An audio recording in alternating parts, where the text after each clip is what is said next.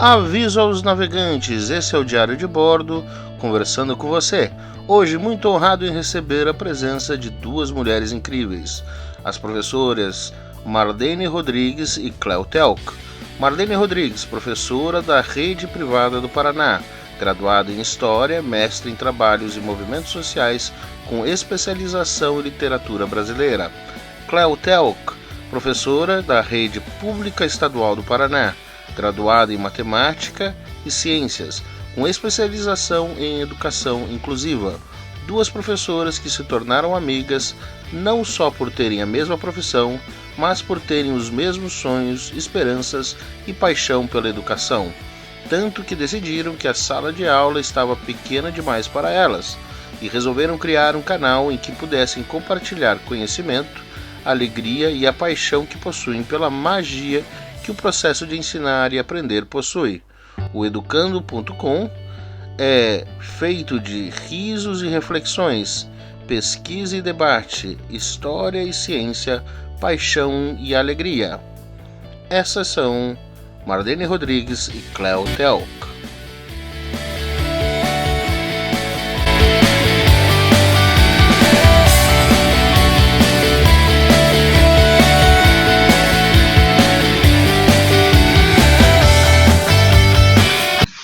Aviso aos navegantes! Esse é o seu Diário de Bordo conversando com vocês. Hoje com as incríveis professoras do canal oeducando.com. On my left side, Wayne 25 times each, Marlene Rodrigues and Cleo A animação dele é ótima. Marlene, Cleo, lecionar é padecer no paraíso? Chegou a bugar! Deu até um bug! Então. Lecionar é padecer no paraíso. Olha, podemos dizer que sim. Muito bem. Sim, verdade. Ultimamente, mais ainda, né? Ultimamente está bem tenso. Ultimamente aquela frase de que você tem que ter muito amor para lecionar é real. É real. Mas assim, realíssimo. vocês trabalham por aqueles olhinhos ou pelo dinheirinho que chega no final do mês? O que chama mais atenção? Assim, os dois, né? Os dois. Os olhinhos são lindos, são maravilhosos, são perfeitos, né? Dinheiro também, não vivemos de luz, né? Gostaria de pagar a conta só com o olhinho? Amor não paga a conta, então o dinheiro é o essencial, mas a retribuição, a compensação maior, justamente, são os olhinhos, né? São os olhinhos. Eu sabia. Agora, eu quero fazer uma pergunta para vocês, quero que cada uma responda à sua vez. Muito séria essa pergunta. Vocês, quando estudantes, sentavam no fundão ou na primeira fila e vocês eram CDFs? Cleo, eu era meiota. Sabe aquele aluno que não é nem o melhor, nem o pior? Aquele que normalmente a professora esquece do nome porque não é a excepcional, maravilhosa e também não é a pior. Eu ficava ali, no meio. Mas aonde você sentava na sala? Chegou, primeiro dia de aula, você tem que escolher um lugar para sentar. Você no meio parede. Meio parede. Eu, a primeira carteira. Primeira carteira parede, porque eu queria ouvir tudo, mas não é porque eu era nerd, é porque eu tenho dificuldade de aprendizagem. Eu sabia que eu tinha que estar lá na frente, porque senão não ia rolar. Você era aquela que primeiro levantava a mão? Aquela 2 mais 2, 4, 4, 4, 4. Era assim? Eu era aquela que quando estava terminando a aula, e daí o professor falava assim, mais uma pergunta, e todo mundo pensava, tomara que ninguém faça, para todo mundo ir embora. Eu fazia, professor, eu tenho uma dúvida. Eu era essa. Aí eu era essa, eu sei. Ninguém gosta dessa pessoa, né? Mas era não. Essa. Eu quero ir pra casa, eu quero comer, quero ver o He-Man, quero ver a She-Ra. Sai daí, menina, para de perguntar. Tô perdendo a caverna do dragão. Tô perdendo a família dinossauro. Quem de vocês gaseou aula? Vocês nem sabem o que é gasear aula. Olha, tô vendo uma mãozinha levantar ali. A Gente, Tem ela que é ser um sempre a exemplo. Ela é loirinha. o exemplo. Eu não conseguia, eu chorava só de pensar na possibilidade, ficava pensando nas consequências, daí não dava. Mas eu foi só no ensino médio, no fundamental eu nunca fiz isso. Foi no médio que começou a me desviar da carreira. Aí, mas até o 9º ano eu era muito comportadinha. Mas ensino médio que você fala que é o 2º grau? Isso. Ah, tá. Ah, não! Eu gazeava aula na 5ª, na 6ª série, para jogar Olha ali, Olha só, você desgarrado. já é mais desgarrado que nós. Hein? Não, olha, só para vocês terem ideia, eu gazeava a aula, gastava todo o meu dinheiro em fliperama e voltava a pé para casa. Um dia eu fazendo isso, e muito inteligentemente, eu fazia o caminho do ônibus. Aí tô lá andando para casa, fazendo o caminho do ônibus, porque, claro, o meu dinheiro não ia muito longe. Lá pelas 10 da manhã já tinha acabado, não tinha o que fazer, não tinha dinheiro para comer, não tinha nada. Falei, agora vamos embora para casa, né? Aí tá, andando para casa, tá, seguindo o caminho do ônibus. Olha que inteligente. Tá. De repente o ônibus para, eu olho, quem que tá na janela do ônibus? Meu pai. Mãe. Eu me joguei atrás da primeira árvore. Tchum, ele não me viu. Aí eu cheguei em casa, quando eu tô entrando na rua, assim, veio um amigo meu, Mário Roberto. Você tá, ó. A escola ligou e falou que você não tava na aula. Teu pai tá puto da vida, ele vai te pegar. Mas é bem assim que a gente faz mesmo. Quando o aluno mata a aula, a gente avisa a família mesmo. Não vai matar a aula, não. Não, e o legal é o amigo dele ver você se lascar, né? Ele não pensa assim, coitado, puxa, só deu uma gazeadinha de aula. Não, o teu pai vai te pegar. Eu quero ver ele, ó, você tá, ó. Vocês eram dedo duro? Não. Não? Até mesmo porque a gente nem acontecia tanta coisa assim na minha época pra valer a pena contar, sabe? Na sua época, uns 5 anos atrás, né, Marlene? Com essa cara de menina que eu tenho. Nas 5 anos atrás não acontecia nada. Na minha época. Na minha época, como se ela fosse. Gente. Isso é coisa de historiadora, né? Gente, mas como vamos assim agora. Me conta um pouquinho a história de vocês e cada uma, no sentido, o que levou de verdade vocês para a educação? Lá de pequenininha mesmo, você, Cléo, quando você era estudante e tal, você imaginava um dia, porque todo mundo tem um sonho, né? Ser bombeiro, ser isso, aquilo. Aparentemente, o meu sonho era ser aviador, né? Era ser piloto de avião, mas minha mãe morria de medo, ela digamos assim, tirou isso da minha cabeça, mas tirou tão bem tirado que nem eu me lembro disso, mas segundo ela conta isso. Mas você, Cláudia, você já imaginava que você um dia se tornaria a professora que você é? Não, quando eu era menorzinha, eu sempre queria trabalhar em banco, eu queria ser bancária. Tanto que no médio, lá no curso técnico, eu fiz técnico em contabilidade. E na graduação, por não ter outra opção, eu fiz matemática, eu queria fazer ciências contábeis. Mas meus pais não me deixavam estudar à noite. Então, ou eu fazia matemática, ou eu teria que parar de estudar. Então, eu escolhi fazer matemática, pensei, matemática, números, depois eu faço contábeis e vai dar certo. Uhum. E nunca pensei em ser professora, mas meu pai sempre falava, você vai ser professora. Eu dizia, não, imagina que eu vou, né, ser professora. Nunca pensei nisso. Aí eu caí no estágio. Uhum. Quando eu fiz o meu primeiro estágio e por uma razão lá que a escola estava com falta de professor, o meu primeiro estágio não foi de observação. Eu caí de paraquedas numa sala de aula para dar uma aula. E eu não sei o que o destino fez, que aquela turma que eu dei aula era tão fantástica, foi tão incrível aquele dia, que eu saí da escola pensando, gente, é isso que eu quero para minha vida. E aí eu continuei estudando, fiz biologia, ciências no caso, e especialização, e nunca mais consigo me imaginar fora de uma sala de aula. Você lembra a série que era essa, que idade tinham esses alunos dessa... Era um 8º ano, hoje 8º ano, na época a 7ª série. Eu lembro o assunto que eu trabalhei com com eles, eu trabalhei o sistema respiratório. Então, eu cheguei na sala com uma aula prontinha, toda, um desenho, comecei a falar e tal, e ele participando, era a turma da manhã, assim, acho que, não sei porquê, mas foi a turma, assim, que eu pensei, caraca, é isso aqui que eu quero. Eu saí de lá encantada, maravilhada, e foi fantástico. Olha que bonito, que história bonita.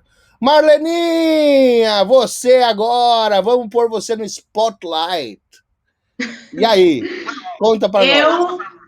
Eu sempre sonhei em ser professora desde pequena, mas eu não tinha noção que eu realmente seria quando eu fosse crescer, né? Quer dizer, quando eu, enfim, ficasse adulta. Eu brincava de boneca e de professora num galinheiro que tinha lá em casa, que tinha um galinheiro imenso. Então, eu entrava lá no galinheiro, eu brincava com as galinhas como se elas fossem alunas. Depois de um tempo, não tinha mais galinha no galinheiro. Sala de aula, se pensar bem. Depois de um tempo eles tiraram aquelas galinhas, aí ficou só o galinheiro. Eu vivia com bicho de pé, inclusive. E daí eu comecei a convidar as meninas do bairro para entrar no galinheiro, tudo apertadinho, como se fosse uma sala de aula. E daí eu ficava explicando umas coisas aleatórias. E quando eu cresci, eu me descobri em história. Eu também gostava muito de química, adorava química e história, inclusive, foi uma dúvida muito forte para mim aí. E eu acabei indo para história, fiz a graduação, mas já fiz com a mente que eu queria dar aula. Então, eu sempre quis isso. Olha. E é isso. E a realidade, quando você começou, a realidade da vida, do dia a dia de professora, era o mesmo do sonho? Então, as crianças são bem diferentes das galinhas, né? E bem diferente das coleguinhas que eu colocava dentro do galinheiro. É diferente. É diferente. É claro que a gente entra com um sonho muito maior, nós entramos com uma expectativa muito maior quando a gente começa a dar aula, tanto que professor recém-formado, você olha e chega assim, ó, vamos dar aula, e você olha para ele e fala, vamos dar aula. Não era exatamente como eu pensei, mas o sentimento que eu tive quando eu fui dar aula foi tão bom quanto o sentimento que eu pensei que eu teria. Mas o que mudava a realidade em termos de trabalhar com a pessoa, com o aluno? O que foi de diferente? O que era diferente daquilo no sonho? A questão do domínio em termos de... porque, por exemplo, eu falei para vocês, eu tenho minha experiência como professor. Eu me formei em educação artística, eu fiz curso de artes, e dei aula. Eu acabei dando, no total, minha vida como professor em sala de aula, acho que eu tenho 5 anos de experiência de sala de aula. Daí depois eu vim para cá e desde então eu tô aqui, né? Há mais de 20 anos. Eu tive situações inusitadas. Eu lembro assim de eu conversar com o menino e o menino plantando bananeira fora da sala de aula, eu bonitinho, vamos entrar pra sala, e ele me olhando assim, de plantando bananeira, ou seja, de cabeça para baixo, olhando para mim, não, eu acho que eu não vou entrar, e eu querendo estrangular aquele pequeno ser, entendeu? E não sabendo como lidar com a situação. É mais ou menos isso que você está falando, ou são outras coisas? Olha, é porque na minha cabeça eu imaginava que dar aula era igual, não sei se você já assistiu, mas uma novela chamada Chiquititas, que tinha a professora Helena.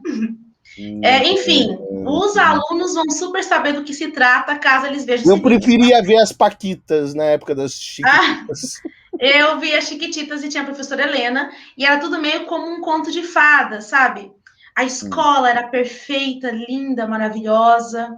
Tinha tudo, carteira, quadro, tudo no lugar, tudo limpinho, cheiroso, colorido, Os uniformes deles eram maravilhosos.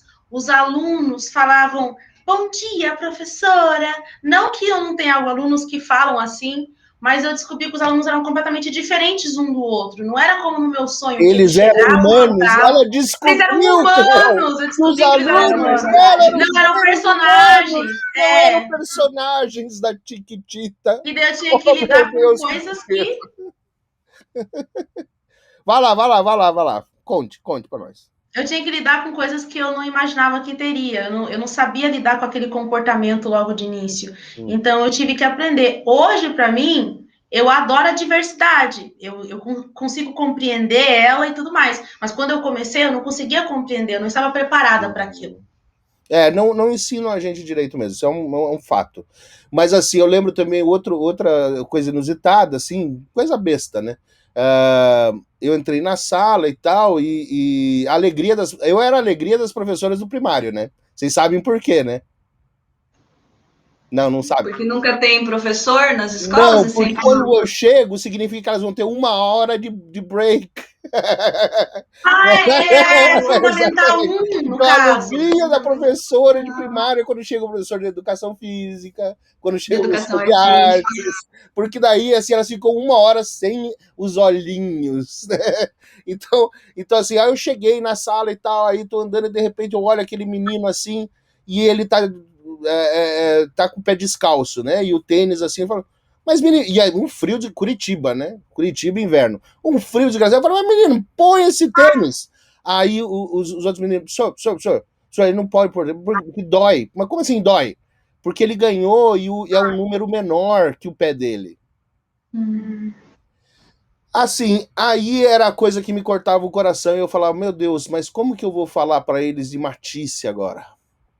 Como que eu vou falar para eles do impressionismo? Né?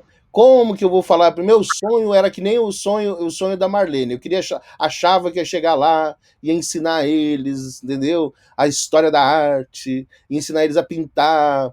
E daí assim, não, aí eu descobri assim que um aluninho, o barato dele, aliás, até era o mesmo. O barato dele era arrancar o cabelinho assim, ele arrancava o cabelinho, porque ele era nervosinho, coitadinho, mas assim, aí você vai ver a história dele, né? A mãe dele tinha, assim, 6 filhos, cada um com um pai diferente, e o atual da época era o que batia em todo mundo, usava droga, entendeu? E aí a realidade do ensino é esse, né? E aí você fica, a escola parece que ela tem uma função a mais do que informar no Brasil, né? Ela tem uma função de educar moralmente, né? Educar no sentido mais amplo da palavra, que na verdade não é função dela, na minha opinião, né? Não sei o que vocês acham. Então a questão assim, eu lembro que na primeira semana que eu assumi aulas, turmas minhas, a magia também ela se quebrou um pouco porque eu peguei as últimas turmas, porque eu era PSS na época, né, que era o contrato provisório, e eu peguei o que sobrou, assim. E eu lembro que eu entrei numa turma que era só alunos repetentes, fora de faixa etária. Então, eu entrei naquela sala, eu não consegui dar bom dia para a turma. Foi assim, uma coisa de louco que eu vi dentro daquela sala. Assim, eu saí bateu o sinal, eu continuei sentada e pensando, caramba, né? Que terremoto foi esse? E foi assim durante toda a semana, e eu chegava em casa chorando muito e falava para minha mãe, eu acho que eu fiz besteira, não é isso que eu quero, eu não sei fazer isso, como que eu vou fazer eles pararem para me ouvir? Não era igual no estágio, não era isso. E aí, um dia eu parei e pensei, caramba, não é possível que não tenha nada. Eu comecei a ler algumas coisas e peguei uma revista que eu lembro que é da super interessante coleção Mundo Estranho. E essa Mundo Estranho, ela trazia curiosidades assim super legais. Então eu combinei com eles que se eles colaborassem com a minha aula, no final a gente ia ver umas revistas muito legais com um monte de coisa interessante. E aí eles na primeira vez toparam e gostaram da revista, e toda aula eles me pediam de novo aquelas revistas. E para a gente contar histórias diferentes, cada um queria contar o que tinha lido, então eu dava metade da aula em conteúdo e a outra metade a gente fazia uma roda, sentava no chão e eles iam lendo a revista e contando o que eles tinham visto. E aí eu ganhei aquela turma e dali para frente eu percebi o seguinte, que quando a gente recebe um aluno, ou um aluno carente, um aluno que é agressivo, um aluno que não para te ouvir, e você trata ele com revolta, com irritação, é isso que ele é acostumado a receber, né? De repente, o ouvir, e aí eu entendo que a escola, ela pode ser o primeiro lugar onde essa criança pode falar e ser ouvida.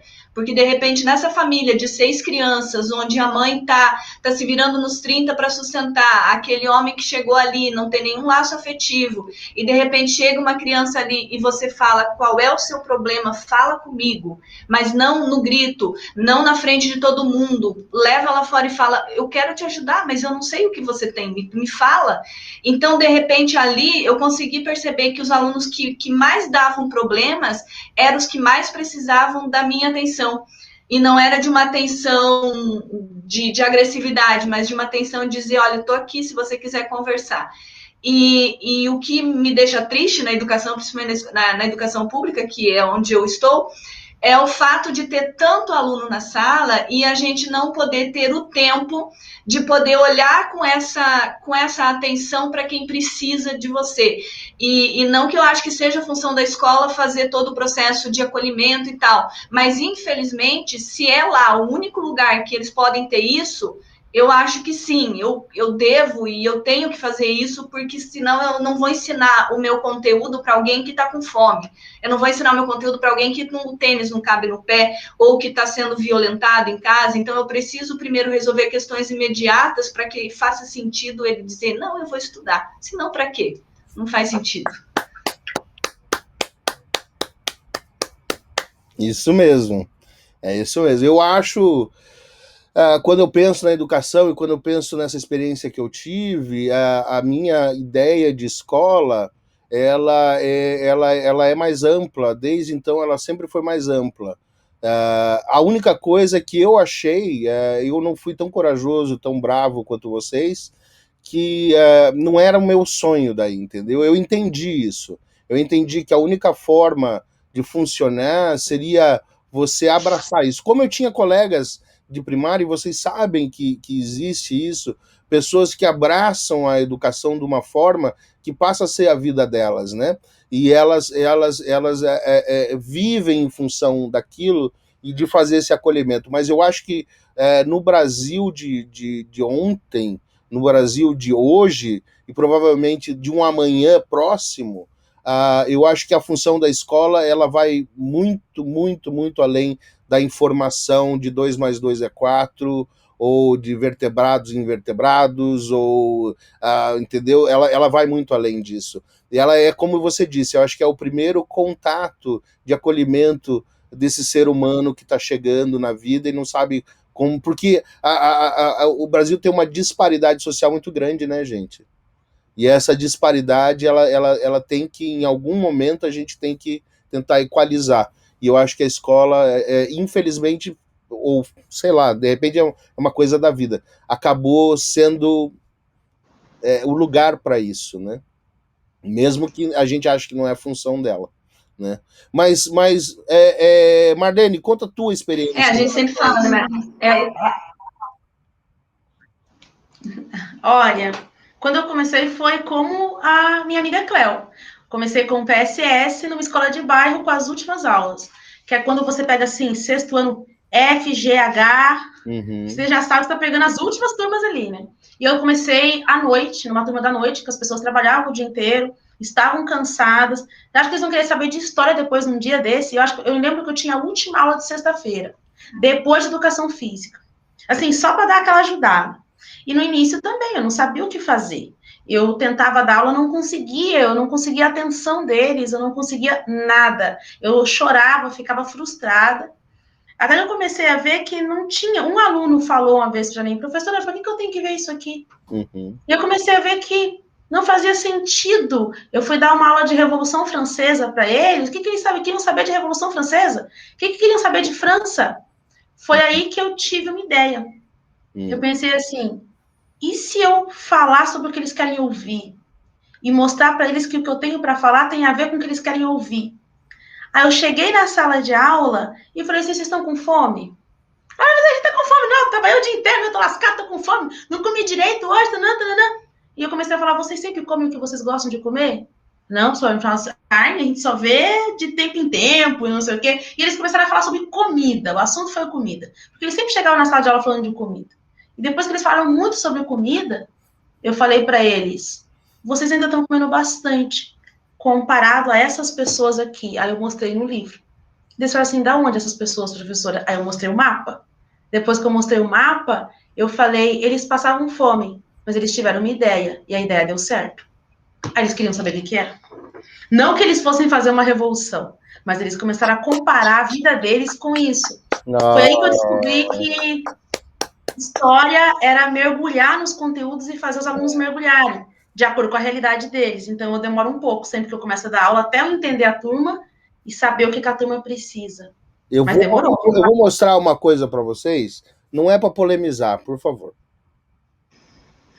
Ai, Paulo Freire, amado, né? Em breve então, o quadro dele já tá aqui uma também. Uma coisa que as pessoas, e eu gostaria que esse vídeo, seu canal, meu canal, e a ideia de fazer isso que a gente faz, e fazer o que eu estou fazendo agora com vocês e tal, como eu digo, é uma construção de pontes. E construção de pontes baseado no fato de que a gente vai estar dialogando e trazendo ideias e por isso também o tempo, não tem um tempo para terminar essa entrevista, ela teve um tempo para começar, mas não tem para terminar, porque a gente pode conversar profundamente sobre os assuntos. A questão do Paulo Freire, que as pessoas que não conhecem o trabalho dele, não entendem e falam mal, é que é exatamente uma da questão da proposta dele, é isso, é trazer o aluno para buscar na realidade do aluno o interesse dele pela educação. Né? Eu acho que essa é uma das lições que ele passa, porque ele passa várias, né? Ele passa várias, mas eu acho que uma das que eu acho mais bacanas é isso, é trazer a história, é começar a ensinar o aluno, principalmente adulto, que era o caso dele, a escrever palavras que têm a ver com o dia a dia dele. Então o cara é pedreiro, vamos aprender a falar tijolo. Como que escreve tijolo? E aí vai, por que o tijolo, e a história do tijolo e tal, e aí vai. Então, fazer ele refletir sobre a realidade dele. E essa é a consciência transformadora, né? Então, isso tudo que a gente está falando é disso. Então, assim, não tem nada daquelas bobagens que as pessoas ouvem, né, que não tem nada a ver. O Paulo Freire realmente é o pai da educação nesse sentido do Brasil, né? Vocês concordam, não concordam? O que vocês acham? Com toda certeza, ele é fantástico e as teorias e as formas como ele trabalhou a educação, não é à toa que é um dos autores mais lidos no mundo, mais traduzidos e mais respeitados no mundo. Infelizmente, no seu país de origem, a gente vê esse desrespeito, essa ignorância em relação ao não conhecer quem foi Paulo Freire e o quanto ele é importante para a educação. Então, a partir dele, houve uma mudança de visão educacional e de estrutura que foi fantástica. É do todo para as partes e não da parte para o todo, né? Ele começou a dizer, esse é meu mundo, e agora, do que ele é feito? Então, quando você passa nessa visão, que foi o que a Marlene, né, o que a Marlene faz com os alunos dela, diga-se de passagem, ela é prof da minha filha, e a minha filha é apaixonada pelas aulas dela, justamente porque tudo faz sentido na cabeça deles, da forma que é explicado. Então, é fantástico. Mas uma educação libertadora é sempre perigosa. Então, não é à toa que o Paulo Freire é criticado. Existe toda uma coisa por trás. Eu tive aqui conversando comigo uma pessoa, e a gente, eu não sei se vocês viram a entrevista, e a gente conversou sobre a questão de racismo e coisa e tal. Aí eu não posso não conversar, Marlene, um pouquinho e perguntar a tua experiência e pedir para você falar também, como professora, como mulher, como negra, como que isso de alguma forma, em algum momento afetou ou afeta o seu trabalho? No início era difícil, apesar de eu trabalhar, eu comecei trabalhando com um colégio de bairro, uma escola pública, na qual eu tinha pessoas brancas, negras na sala e tudo mais.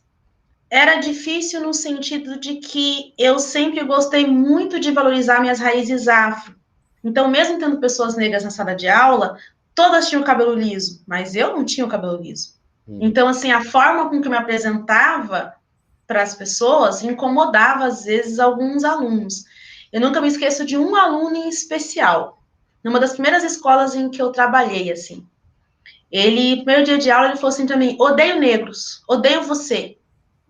Eu pensei, nossa, que recepção, né, gente? Assim, de graça, nos primeiros dias de aula.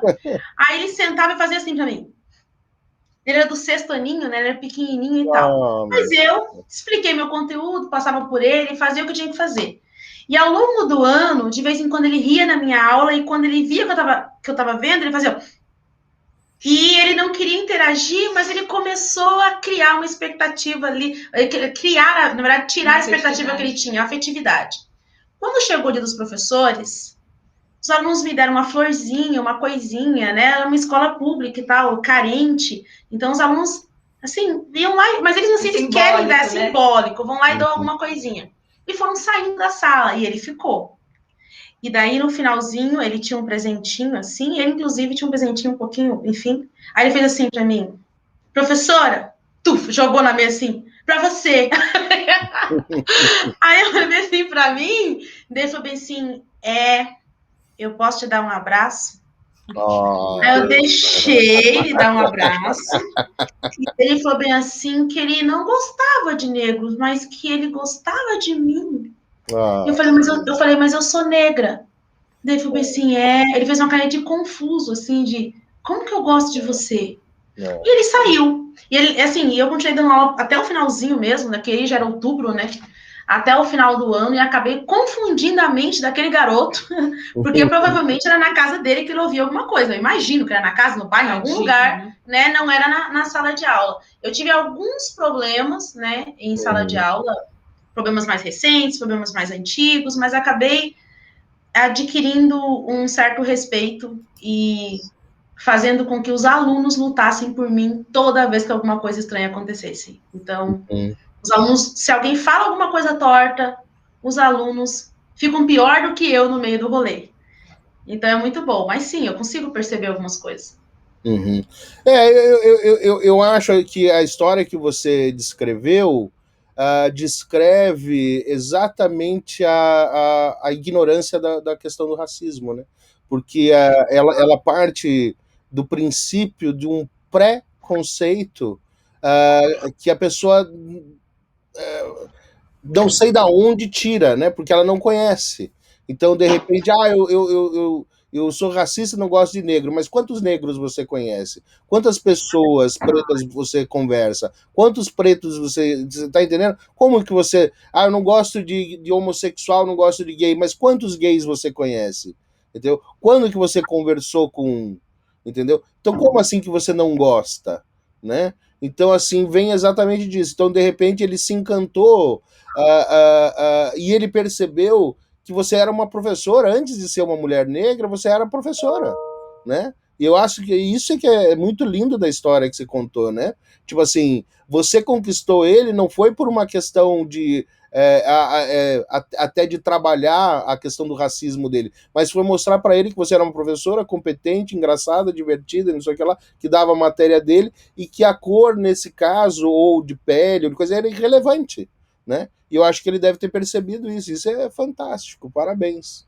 Parabéns, que história linda. Mas, assim, você acha que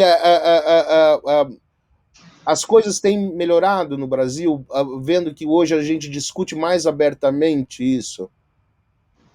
Melhorado na educação, no sentido ou melhorado como um que, todo? assim, pelo menos, assim, a situação do racismo no Brasil, pelo menos ela deixou de ser velada e ela começa a ser discutida e as pessoas podem falar o que elas sentem sobre. Porque eu acho que há 20, 30 anos atrás as pessoas não conversavam sobre isso abertamente. Não sei, essa é a impressão que eu tenho. Qual que é que você tem?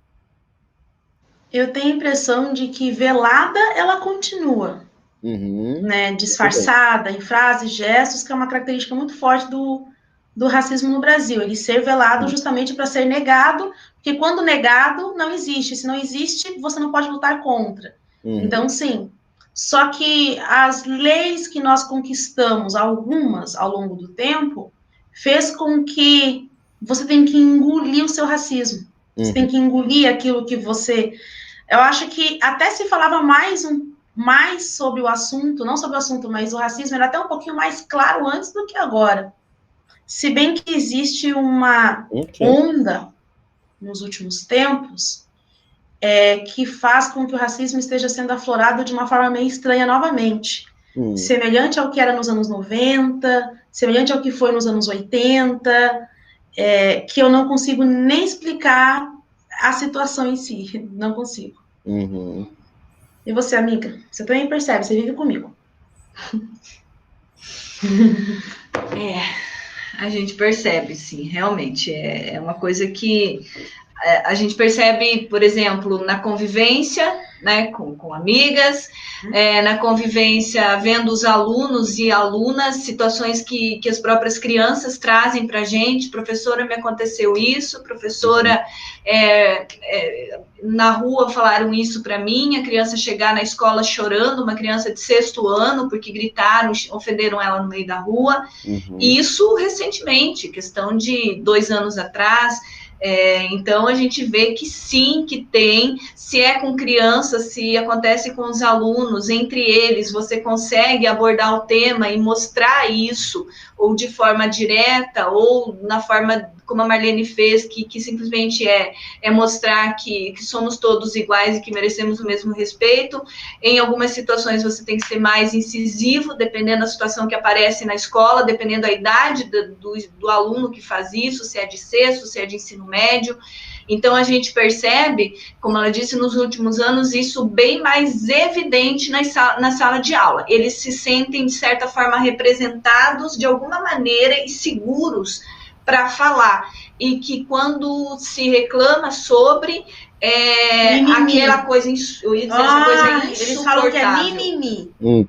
Então, isso que é bastante revoltante. E, assim, na escola que eu trabalho já há mais de 12, vai para 15 anos, eu sempre trabalhei com projetos de combate ao preconceito, racismo, homofobia, machismo, de uma forma geral, e o bullying.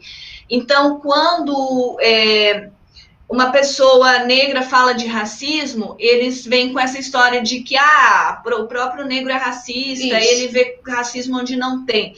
E eu percebo que quando uma pessoa branca fala sobre o racismo, infelizmente, no momento em que uma pessoa branca está falando, eles param mais para ouvir e dizer, olha, não é que é verdade? Sendo que não é em mim que isso dói. Sendo que a pessoa negra que tem lugar de fala para defender, para dizer que isso é um fato, que isso é real. Então, sempre que eu vou tocar nesse assunto na sala de aula, eu chamo os alunos que são negros para relatarem. Fala o que aconteceu contigo só esta semana. Fala alguma situação que aconteceu contigo, porque eu não sei, porque comigo não me acontece, porque eu não passo por isso. Então, fala você, para que os seus colegas que, como eu, não sentem isso na pele, possam perceber como é a sua vida. Então, é uma coisa que a gente tem percebido muito na escola, muito mais nos últimos tempos. No Brasil é pintado como vitimismo. Isso. Então, muitas vezes nós não falamos coisas que acontecem, porque é pintado como você só reclama e você vê racismo em tudo.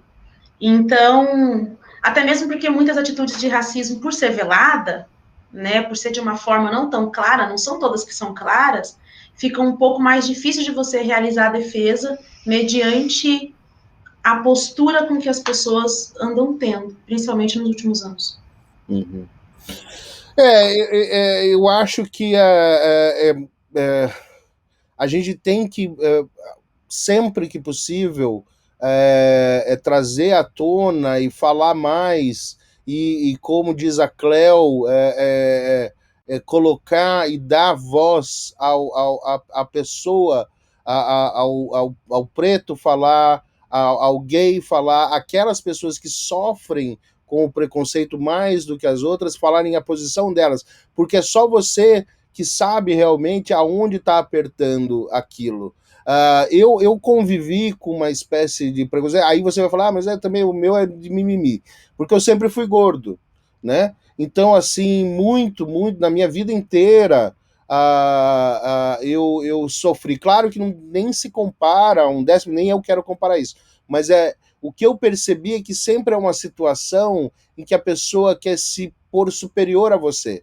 Então, vou colocar um exemplo no meu caso, né? Então, vamos supor, eu lembro da época de sair e tal, aí eu tinha um camarada, a gente tá conversando, estamos conversando bem, o cara tá sendo bacana comigo, a gente tá batendo papo, tal e tal e tal, aí chegam umas meninas. No que as meninas chegam, ele vai virar para mim e vai falar, né, e aí, fala, gordinho. O que é esse gordinho nesse momento? É dizer, olha, ele é o gordinho. Você não dá bola para ele, porque ele não é bom o suficiente para você. Eu que sou o gostosão. Então, assim, é sempre o preconceito ou o racismo ou qualquer coisa, é uma forma de tentar se pôr superior ao outro.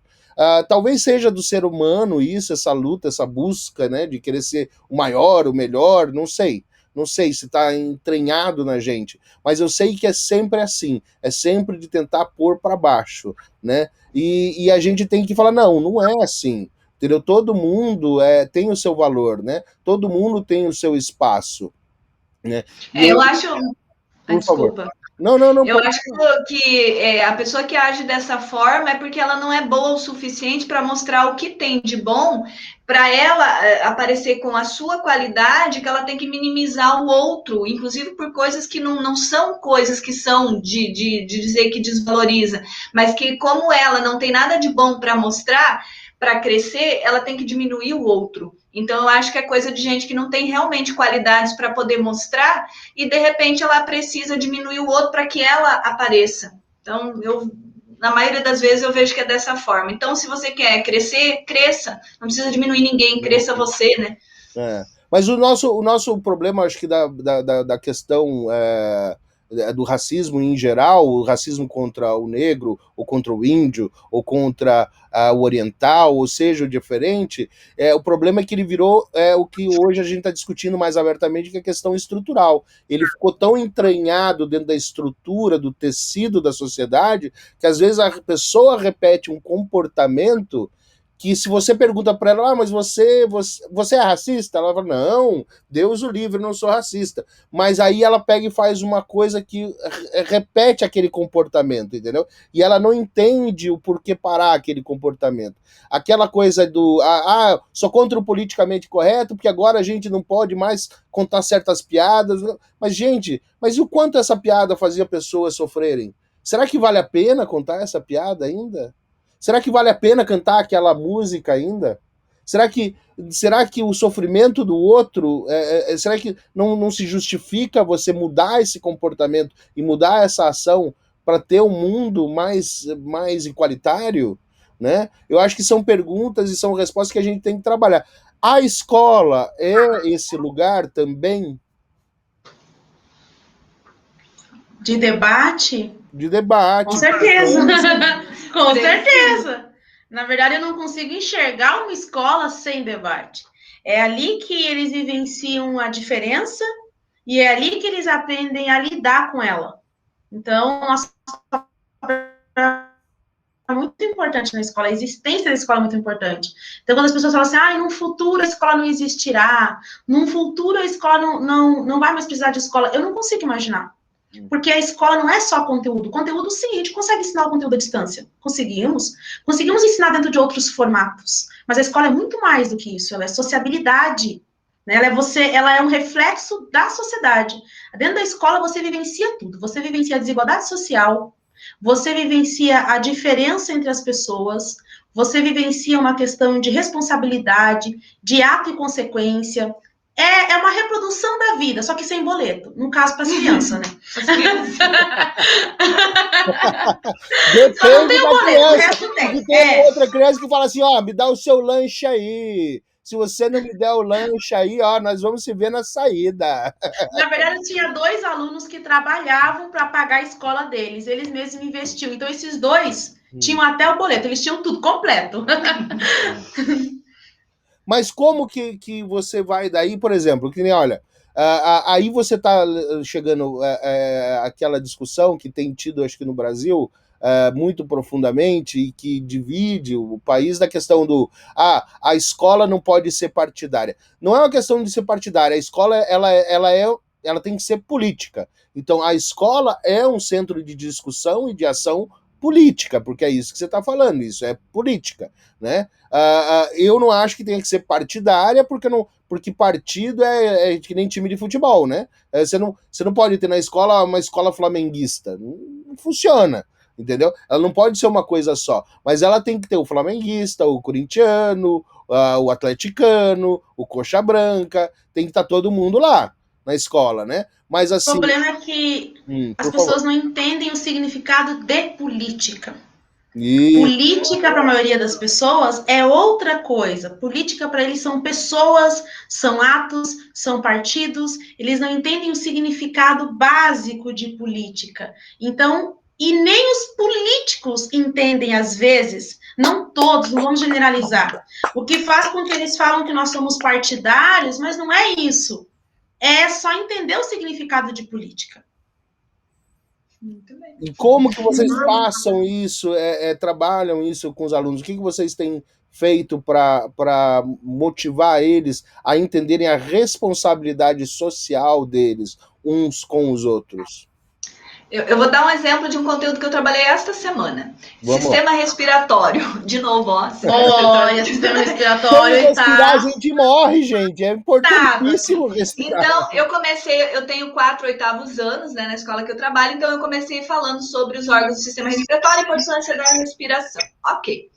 Aí, quando eu fui falar do primeiro órgão do sistema respiratório, da entrada do ar nos pulmões, as cavidades nasais, aí eu perguntei para eles, vocês sabem por que o formato dos narizes são tão diferentes? Qual o motivo disso? Vocês têm noção que tem um porquê para isso e que tem relação com o processo da função do nariz? Aí eles não sabiam. Falaram, o nariz vai umedecer, aquecer e filtrar o ar. Mas esse aquecer só em ambientes frios. Aí eu falei do continente europeu e tal, expliquei toda a questão do berço da humanidade na África, da civilização, da evolução, que as etnias que permaneceram na África, por ser um continente mais quente, o nariz ele é menorzinho e mais largo, porque o ar já vem quente, e que a melanina, a questão do cabelo para ventilar, para refrescar, e os povos que migraram para outros continentes, o frio, menos 20, menos 10 graus, aquele nariz baixinho e larguinho não ajudava na questão do aquecimento do ar, então precisou que o nariz se adaptasse ao clima daquela região, ficando o nariz dos europeus, por exemplo, mais fino e mais comprido, para que tivesse um espaço maior para aquecer esse ar. O cabelo colado na cabeça para o vento não passar, porque é muito frio, e a tonalidade da pele, e o melanina e tal. Sério, professor? Aí que vocês veem o quanto que o racista é ignorante no sentido de não conhecer, de ser racista por não ter a noção de que as diferenças que temos é porque os meus antepassados migraram do continente para outros, os antepassados da Marlene não. Então, quer dizer, e mesmo nessa miscigenação, essa mistura de raças, a gente tem pessoas negras com o nariz mais fino, pessoas brancas com o nariz mais largo, porque misturou tudo, ninguém sabe mais, todo mundo tem sangue africano e fica aí sendo racista de bobo que é, né? Então, ali você pega gancho em coisas que, se você tiver a sensibilidade de parar para pensar em que eu posso pegar essa questão e mudar e pegar um gancho para falar sobre tal tema. E dá para fazer link com vários assuntos. É só a gente pensar e começar a trabalhar nesse contexto e é possível. E sem fazer partidarismo, falando do conteúdo. Até porque eu já recebi umas 4 denúncias na escola, porque eu falei sobre homossexualidade, porque eu sou esquerdista, porque eu falei sobre homossexualidade. Então, eu falei, olha, tá aqui ó, no currículo da escola, no livro conteúdo, abordei o tema homossexualidade, porque está aqui no conteúdo reprodução e sexualidade. Eu tenho um ECA e uma constituição de bolso na minha carteira, na minha mochila, de tantas vezes que eu já tive que responder denúncias de pais por eu abordar essas temáticas, eu já tenho tudo sublinhado e marcadinho com post-it, os trechos que justificam o meu trabalho, a LDB, o ECA e a Constituição, para dizer, eu trabalhei por isso, porque daí vem a auditoria, a ouvidoria com uma equipe lá, você tem que explicar pautado em que você trabalha, para ver se essa denúncia segue como processo administrativo. Até agora, meus argumentos foram válidos, até porque não tem nem como você não trabalhar a questão do respeito às diferenças numa sala de aula. Sim. E muitas vezes as pessoas que acham estranho justamente é aquelas que muitas vezes não, geralmente né? As que possuem uma certa ignorância para com a ciência e não conseguem compreender isso e tudo mais.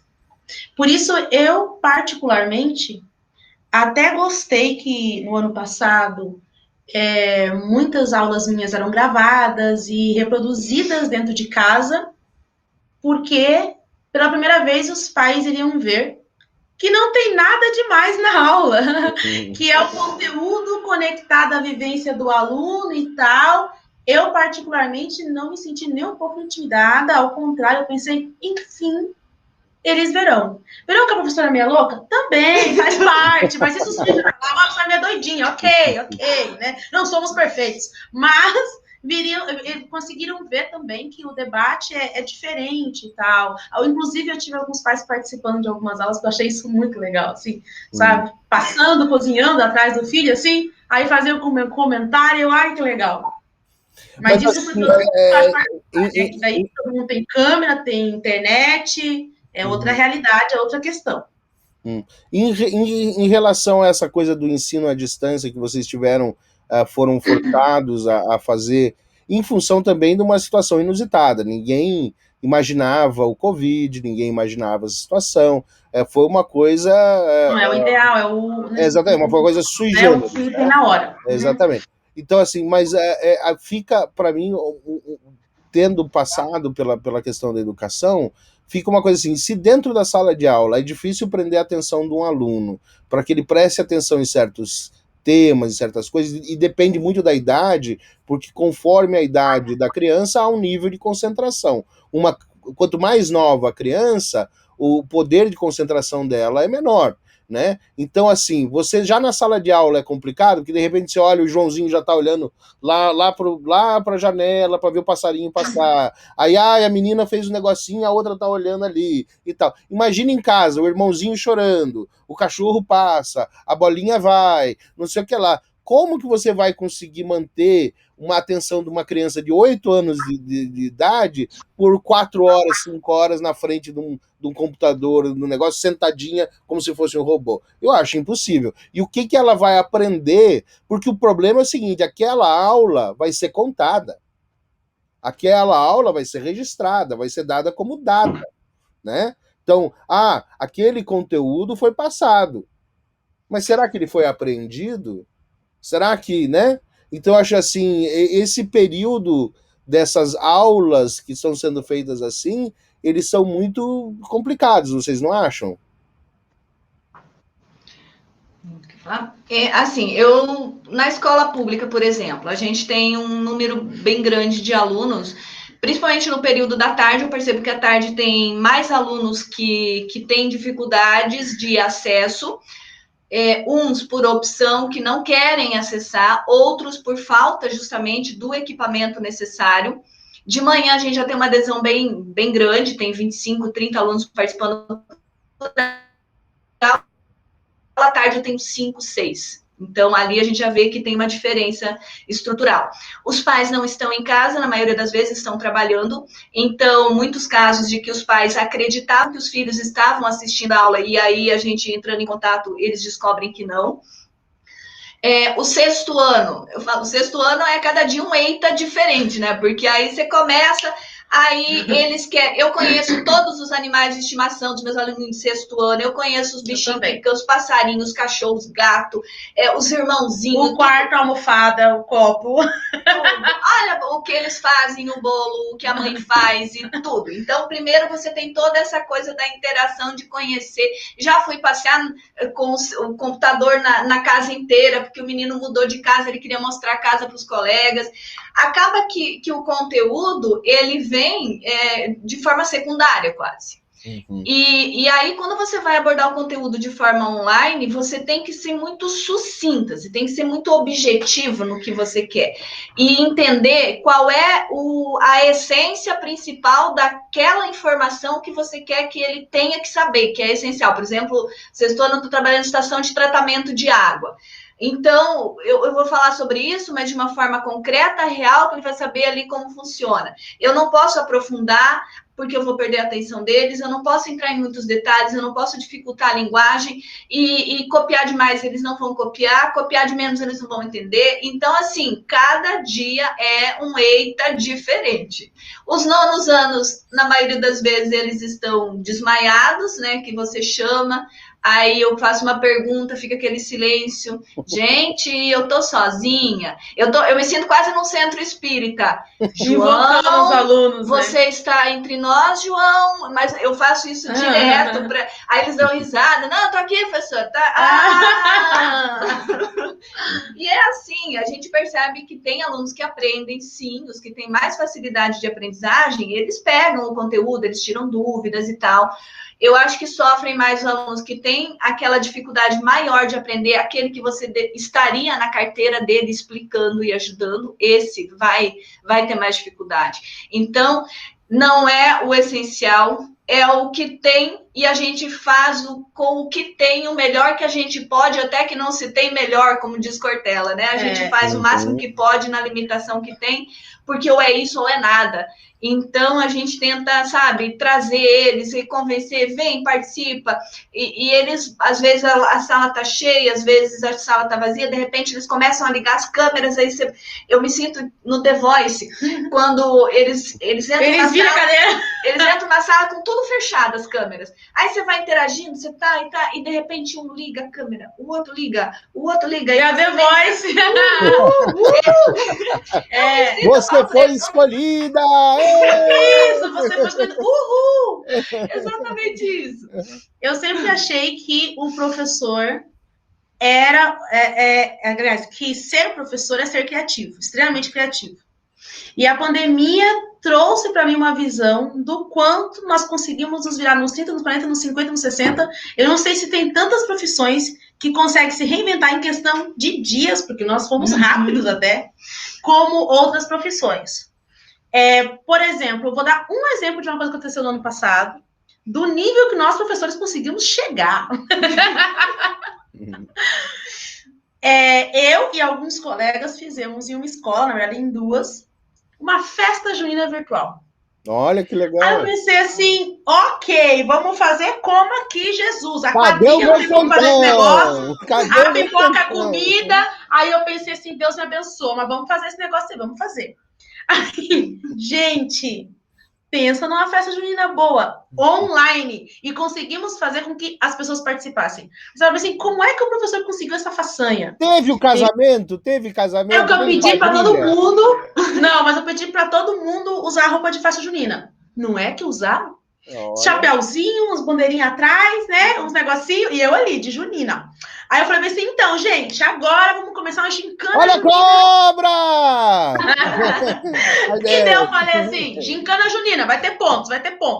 E quem ganhar, minha próxima aula, assim, enquanto eles estivessem entrando na aula online, estaria tocando a música do vencedor. Tipo, sabe aquele negócio? Pode escolher uma música. Esse era o prêmio. Eu ia dar o quê de prêmio, gente? Tinha que ser isso aí, né? Vai no que tem. Aí, no meio do rolê, eu fiz a festa junina assim. Eu tive essa ideia junto com outros colegas que fizeram isso em outras salas ao mesmo tempo que eu fazia na minha. E daí, nós fomos ver assim, agora vamos marcar os pontos aqui das pessoas. Pontos para quem tiver uma camiseta xadrez em casa. Aí você só via eles levantando da cadeira que nem uns loucos, assim. Voltando com a blusa xadrez, não sei o que. Ponto para quem tiver milho. Teve uma que tinha até o milho cozido, não sei onde é que ela tirou, mas enfim. Aí tinha poucos minutos para voltar. Ponto para quem tiver uma meia rasgada. Aí surgia a meia rasgada, só que a gente pedia mais coisas de festa junina, tipo um chapéu, sabe? Esse tipo de coisa. Uma foto de noivo, né, da mãe ou do pai, ou do vô, da avó, e daí eles foram trazendo. E depois disso, nós fomos jogar um outro jogo, que também era junino, que é Gartic, que você desenha, eu projetei a tela, então pessoal, você... peraí, que agora a professora vai explicar para nós, porque eu não tenho o menor... Para mim, ela falou chinês ali. Como é que é o nome do negócio? Festa junina? Não, Gartic? Gartic. Olha ela entregando que ela é do interior lá. Ela é do interior. Gartic. O Gartic. E o que é Gartic, professor? É um jogo. É um jogo que você desenha e as pessoas da sala têm que adivinhar o que você está desenhando. E só você vê a palavra. Então, Eu coloquei só coisa de festa junina, fogueira. Nossa, tinha um menino que desenhou uma fogueira que o pessoal falou de tudo, menos fogueira, tadinho. Não tem muitas habilidades no desenho. Aí, mas foi muito divertido. Então, assim, nós conseguimos fazer, inclusive, uma festa. Os alunos aprenderam como nos outros anos? Com certeza não. Porque é diferente o estar em sala de aula. Mas que nós criamos algumas estratégias que quem realmente se dedica consegue aprender alguma coisa? Consegue. A diferença é as condições. É diferente a minha realidade de dar aula da realidade da Prof. Cleo. Eu trabalho numa instituição privada. Os alunos da instituição privada, eles têm a sala própria para estudarem, eles têm silêncio, eles possuem o computador, eles possuem acesso à internet, você possui 100% dos alunos ali, eles já possuem uma plataforma que faz parte da escola, aquela coisa que eles acessam, onde tem todas as atividades, onde tem a apostila, onde tem tudo o que eles precisam. E que a estrutura na escola pública não nos concede tudo isso. E daí nós enxergamos as pessoas comparando a escola pública com a escola privada no sentido de estrutura. Eles não pensam na estrutura. A estrutura é diferente. O número de alunos por sala. O número é menor, é diferente. E nessa época da pandemia, é outra isso também, aqui fez isso aqui, ó. A diferença veio aqui, aqui. Só que é difícil para as pessoas compreenderem isso, porque geralmente eles acham que é apenas uma questão de profissional. E não é. Nós temos profissionais que dão aula nas duas instituições. E a realidade é totalmente diferente. Porque a realidade dos alunos é diferente. Então, talvez isso seja, nem foi a nossa atuação em frente ao computador, porque nós até que arrasamos dentro do que nós podíamos fazer. Mas foi a condição de cada aluno ali. E o Oscar vai para Marlene! Professores. Tchan, festa junina online, baby. Contrate-nos. Mas assim, isso tudo que você está falando leva a gente a uma discussão também. Uma outra coisa que eu gostaria muito que vocês falassem sobre, para esclarecer para as pessoas, a importância das cotas e por que elas devem existir. Porque as pessoas não entendem o que é a cota e por que ela deve existir. Vocês gostariam de explicar para a gente, professoras? As cotas de escola pública, né?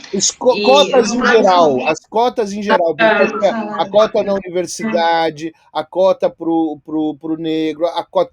Por que ela deve existir? Cotas em geral. Justamente o que a Marlene acabou de falar, essa disparidade que existe, essa diferença, ela tem que ser compensada de alguma maneira. Já a cota, ela só teria razão de não existir caso todos tivessem o mesmo direito ao acesso à educação com o mesmo nível. Aí poderiam, sim, disputar numa universidade no mesmo nível. Mas a gente está a anos-luz disso. E enquanto essa disparidade, essa diferença existir, existe o sistema de cotas, que é uma forma compensatória até que o Estado, até que o país, enfim, não forneça as condições igualitárias a que todos têm direito, que é constitucional e que não existe na prática. A cota ideal? Não, de jeito maneira. É apenas uma medida enquanto não encontramos uma forma de sanar o problema. O correto seria investir na base. O problema está aí. Quer dizer, o problema está na estrutura da base, está no sucateamento da base, que faz com que eles não consigam chegar lá no... Porque senão, se a base fosse ótima, excelente, eles iriam chegar no mesmo nível. Mas aí não é só a estrutura da escola e todas essas outras coisas, é também a questão social, a questão em casa. Professor, eu tenho que trabalhar, que está acontecendo muito, inclusive nessa época agora de pandemia, mais do que antes. Professor, eu não posso frequentar a sua aula porque eu tenho que trabalhar. Não é só uma questão de aula ali, sabe? É de vida, de sociedade. E isso faz com que alguns grupos sejam mais prejudicados dentro desse sistema. As pessoas negras são prejudicadas dentro do sistema, que não é só uma questão de economia, não é só uma questão de ter dinheiro ou não, mas uma questão de a quantidade de pessoas que abandonam a escola e todas as situações em que elas passam por causa disso. Uma coisa assim, muito evidente. Quando nós fazemos uma entrevista, quando nós passamos por várias etapas, por exemplo, para entrar numa instituição, imagine um concurso, alguma coisa assim. Nós fazemos a prova, nós temos ali temos a nota, né, pessoas brancas, negras e tudo mais, enfim, indígena e tudo mais. Na hora da entrevista, nós podemos ser barrados. Porque nós temos um racismo estrutural na nossa sociedade, e eu posso ser barrada nesse momento, mesmo tendo um ótimo currículo. Inclusive, eu fui barrada em uma das primeiras escolas que eu dei entrevista, logo que eu me formei. Mas as cotas fazem com que esse tipo de coisa não aconteça. E na cabeça das pessoas, as pessoas acham que você não sabe nada e você entra. Não é assim. Se você não souber nada, não importa se você faz parte da cota ou não, você não vai entrar. Você tem que tirar uma determinada nota para você conseguir entrar ali. E talvez as pessoas não param para pensar sobre isso. Né? Tem que tirar. Senão você não entra. Então não é essa a questão. Sem dúvida alguma. Eu acho que vocês explicaram. Eu espero que as pessoas que ainda tinham alguma dúvida a respeito disso, elas comecem a repensar a forma delas pensarem, né? Porque aí já é um erro delas. A gente estava falando, vocês estavam falando de profissões e coisas assim, a gente está falando de cota e de coisa. E uma coisa que que eu me preocupo muito é da questão da saúde, é exatamente a questão do ensino da medicina. Porque eu lembro que meu pai, antes de falecer, ele passou 2 anos antes dele falecer, ele ficou um mês internado na Santa Casa de Curitiba, e a Santa Casa é patrocinada pela PUC, né, ou vice-versa, não sei como que a gente vai colocar. Uma instituição em que os alunos da Universidade Católica vão ter aula, né? Então, todo dia de manhã, eles passavam pela enfermaria e meu pai estava na ala dos cardíacos, e aí chegava aquele médico professor com 5, 6 pessoas. Curiosamente, o número de mulher era maior do que o número de homens, que é uma coisa interessante. Todos eles, assim, ou todas elas, muito bem pintadas, com joias, com né, anéis de ouro, com o melhor sapato, com a melhor roupa, com aquele jaleco branco, com aquela coisa toda e tal e tal. E assim, e vendo aqueles pacientes e tratando eles como se eles fossem retardados, né? Porque o médico no Brasil, o médico aqui não faz isso na Inglaterra, mas o médico no Brasil ele tem essa coisa: como vai o senhor? Não sei o que lá, fala como se a pessoa fosse retardada, né? Desculpa o termo, né? Mas assim, como se eu fosse um imbecil que estivesse ouvindo ela falar, né? E aquele paternalismo todo. E aí eu fico pensando, bom, essas meninas, esses meninos que você vê que são muito bem criados, etc., eles são, cada um deles, até onde eu entendo, deve pagar uma mensalidade de 7 mil, 8 mil, 9 mil reais por mês. Quem que tem dinheiro para fazer medicina paga? Pagando 5 mil, 6 mil, 7 mil reais por mês. Fora os custos que o próprio curso determina na compra de livros, equipamentos. Isso é uma elite. Então, a elite da medicina brasileira, e sem considerar que na federal, diga-se de passagem, os que passam, a maioria que passa vem de escola particular, dessas escolas particulares que a Marlene dá aula, certo? Que pegam as vagas da federal, que são de graça. Então, ou seja, a maior parte dos médicos que são formados, eles nunca passaram necessidade da vida, eles não têm a menor noção do que é pobreza, eles não têm a menor noção do que é diferença. Então, assim, o médico brasileiro, ele se acha um semideus. Então, eu acho que a educação, a saúde no Brasil, levada por essas pessoas que não têm a menor noção do que é a necessidade das pessoas e não tem essa empatia, eu acho que ela é muito complicada, vocês não acham? Ou eu sou louco? O perigo, eu penso assim, existem sim, e eu acho que bastante situações dessas que você citou, mas existem também aquelas pessoas que, mesmo tendo uma classe social que nunca passou por nenhum tipo de carência, tem empatia e tem esse respeito. Então, minha preocupação é o não generalizar. Acontece muito, acredito que o Brasil peque muito nessa situação de inverter essa pirâmide, porque nós temos aí um índice muito maior de escolas públicas no ensino fundamental, no ensino médio, de mais alunos em escolas públicas e menos em escolas particulares. De repente, quando chega na graduação na universidade, quem estava na pública a vida toda vai financiar a vida ou vai ter que escolher um curso que não queria porque não consegue pagar, e quem estava na particular vai para a pública. Quer dizer, é isso que as cotas teriam que dar conta. Eu sei que no Rio Grande do Sul, agora não vou saber qual é a cidade, qual a universidade, que eles têm as cotas sociais, no caso de escola pública, é equivalente ao percentual de alunos que frequentam a escola pública no ensino médio. Olha, então, interessante. se na universidade lá, no ensino médio, eles têm 85% dos estudantes na escola pública e 20%, vamos falar, 80% na escola pública e 20% na escola particular, a cota da universidade, do vestibular, vai ser 80% para a escola pública e 20% para a escola privada.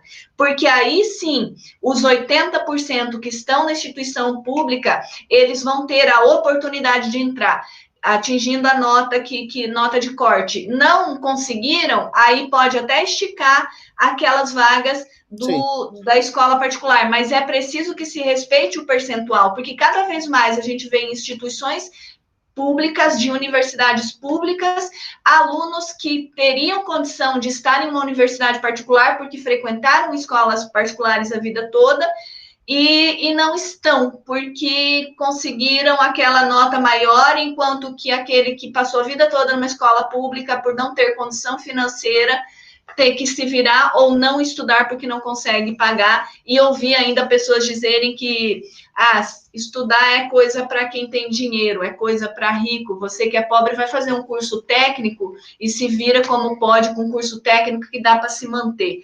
Então, sim, o pobre, o aluno de escola pública, ele tem que ter esperança de cursar o que ele quer, o que ele sonha, e não é a questão financeira que tem que impedir isso, por isso que é tão importante existir essa cota, para que esse sonho seja possível para o aluno de escola pública.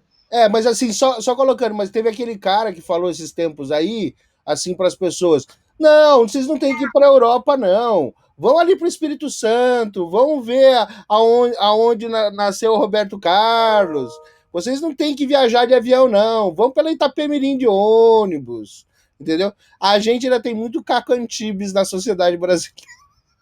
Tem bastante. Caco Antibes, lembro. Sai de baixo no programa, né? Eu lembro desse programa. Mas, gente, olha, a gente pode ficar aqui o resto da noite conversando, entendeu? Foi uma conversa, está sendo uma conversa maravilhosa, mas eu acho que a gente abordou aí bastante da questão da educação, bastante de certos pontos polêmicos a respeito dessa, e claro, a gente num programa não vai cobrir todos os assuntos, porque é muita coisa para conversar. Eu gostaria de pedir para vocês, nesse final agora, que vocês, sei lá, falassem, abram o coração de vocês em respeito a essa paixão que vocês têm para a educação e sejam utópicas. Falem o que vocês gostariam de como que a educação fosse num futuro ideal. Vamos, não Chiquitita, pelo amor de Deus, vamos além da Chiquitita, tá, Marlene? Então, vamos lá. Helena. Ai. Quer começar? Fala. Educação. Deu até um beijo. Aqueles olhinhos e o meu onerite. O meu onerite e os olhinhos. O onerite e os olhinhos.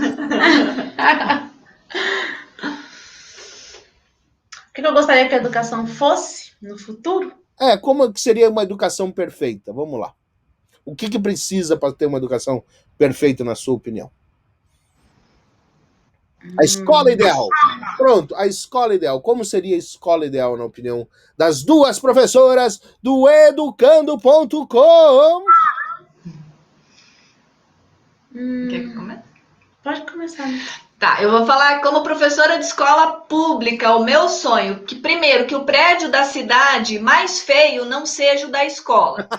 Porque todas as cidades, se você vê o prédio mais feio, mais remendado, mais cheio de puxadinho, é o da escola. Eu queria entrar numa escola que a escola fosse bonita, que a criança chegasse e os olhos dela enchessem, assim, e visse, pô, que legal, é aqui que eu vou estudar. Então, que a escola fosse atrativa e que não se fosse aquela coisa toda pendurada, com coisa quebrada, com janela, assim. E se não é assim, não é porque tem o financiamento necessário do Estado, é porque tem a PMF, porque a gente vende pizza e vende pastel e faz festa junina e tenta fazer coisa que aí eu acho que não é nossa função, que o professor não, ou a instituição em si, ela não deveria ficar tendo que fazer promoção e evento para colocar ar-condicionado na escola. Como aqui na nossa região é um calor absurdo, a gente tem que ficar fazendo. Semana passada a gente fez o concurso de festival de pizza para poder melhorar o sinal de internet, caso a gente volte para o ensino híbrido e presencial, porque a nossa internet fornecida pelo Estado é terrível.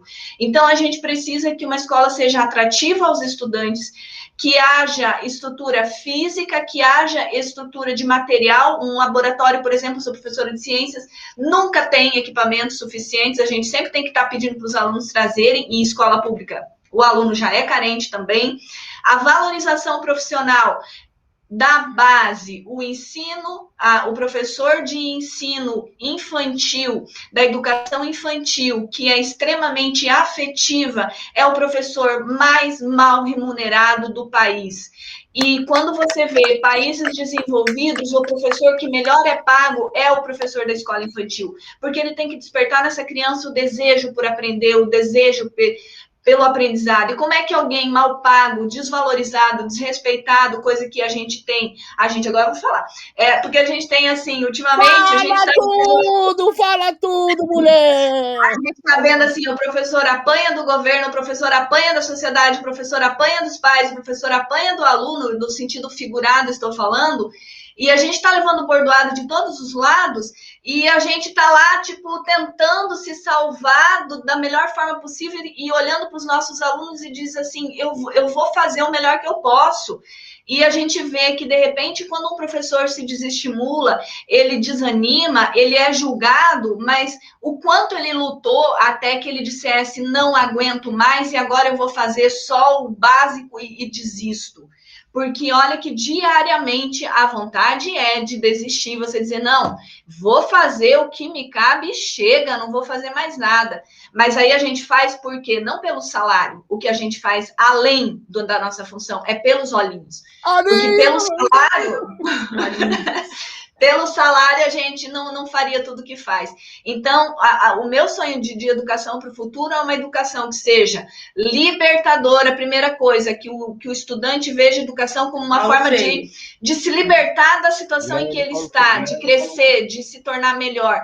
E que a educação seja valorizada e respeitada, não só nos discursos políticos de campanha, mas que quando eles ganhem, eles olhem para a educação com a mesma atenção do momento da campanha, que não seja sempre a primeira a receber os cortes, que não seja sempre a primeira a ser prejudicada e que os profissionais da educação parem de ser desrespeitados. Pronto, falei, tô leve.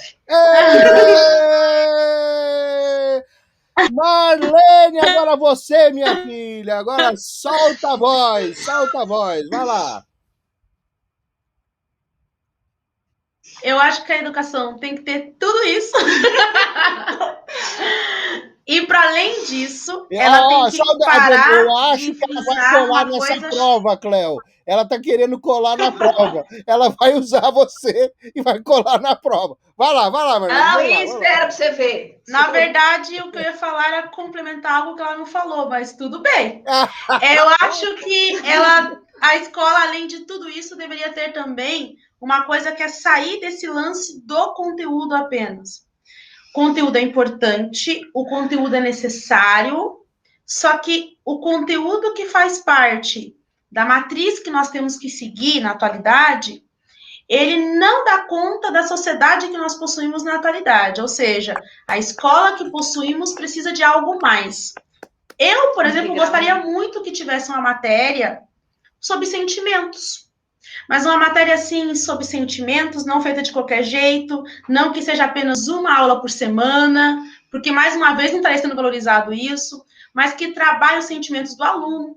Gostaria que tivesse uma matéria falando sobre outras, de arte, não só a arte em si, como a matéria de arte que tem na escola, mas, por exemplo, aula de música. Tem gente que tem muito dom para tocar, e ele precisa desenvolver esse dom e ver que ele tem esse dom. Enfim, eu acho que o nosso currículo deveria ser maior.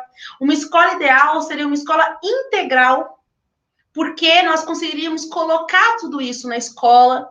Uma escola que a aula começaria um pouco mais tarde, né? Por ser integral, obviamente. Não sei, o horário em si. Não ia ocupar 8 horas por dia como um trabalho, por favor. Mas iria ser o dia inteiro.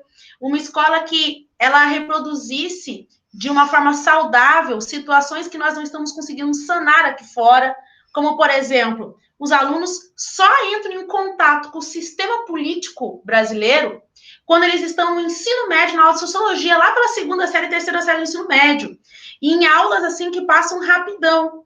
Então, eu acho que algumas, já que a escola reproduz o que nós temos em sociedade, então ela deveria ajudar os alunos a ver como que isso deve ser feito. Porque quando esses alunos saírem dali, eles vão estar na sociedade. Mas eles devem estar na sociedade sabendo como que é um partido político. Vamos formar um partido aqui na escola, vários partidos, né? O partido do pré, o partido do bolinha, o partido do não sei o quê, para eles entenderem o que isso significa. Vamos colocar representantes aqui. Vamos fazer aqui o dinheiro próprio da escola, a doleta, para eles entenderem como é que funciona. Eu acho que a escola deveria ser um pouco mais voltado para o que realmente acontece na sociedade. Nós tentamos, nas aulas, durante as nossas explicações, em ganchos, um monte de coisa, mas poderia ser um pouco mais real. A escola poderia ser uma mini cidade, na qual ia sair cidadãos incríveis ali, mostrando para eles o que é honestidade, o que é empatia, isso em todos os tipos de escola. Aí sim nós teríamos cidadãos completos, que é o que nós precisamos. É isso. Ou seja, a escola, ela é, antes de tudo, o berço da comunidade, né, gente? Eu acho que a gente vai concordar nesse ponto. E ela deveria ter esse respeito como tal, porque ela é, digamos assim, a nursery, né, o berçário da sociedade. É ali que os alunos, esses jovens que depois vão ser os profissionais, os políticos, os bombeiros, os médicos, as donas de casa, ou seja lá o que essa, mas para que eles aflorem e cresçam, eles precisam dessa base bem formada. E a escola, dentro da sociedade, ela é isso. É como acho que a Marlene falou, ela é o reflexo da sociedade nisso. E por questões, milhares de questões que a gente, de novo, não consegue dar conta aqui nessa fala, nesse programa, tem que ser revista. Olha, eu adorei a conversa com vocês, foi assim maravilhosa. Eu acho que vocês deram o recado de vocês. Gente, assistam o canal delas, cada vez elas abordam coisas interessantes. Tem um que elas ensinam os meninos a como galantear uma menina de forma sem ser assédio. Assédio. Então, assim, tem várias sem dicas assédio. legais. Diferença entre elogio e assédio. Exatamente. Tem várias coisas legais lá no Educando, e elas passam isso tudo. São duas pessoas incríveis, como vocês estão vendo aqui. Então, passem lá, subscrevam no canal dela, subscrevam no meu também, por favor. Subscrevam no meu canal, dê um joinha, entendeu? Chame gente para ver. Ajuda aí. Ajuda nós um pouquinho. Então, gente, esse foi o seu Diário de Bordo, conversando com você, com Marlene Rodrigues e Cleo Telk. Beijo, até a próxima. Beijo, professora. Beijo, tá beijo aí. Tchau, gente. Até a próxima. Até.